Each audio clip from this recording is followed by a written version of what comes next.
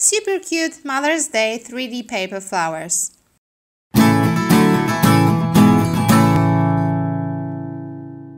Hi guys, welcome back to my channel. In today's tutorial we're going to make another kind of paper flowers.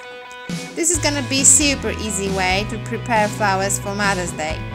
All you need is some colored paper and a little bit of time.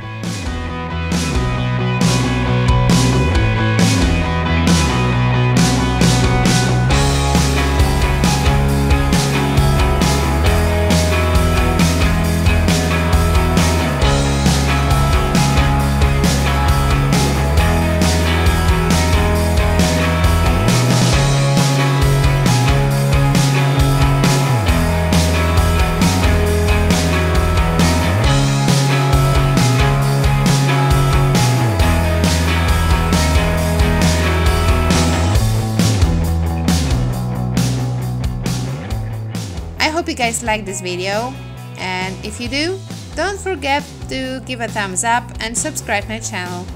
Thanks for watching and have a great day.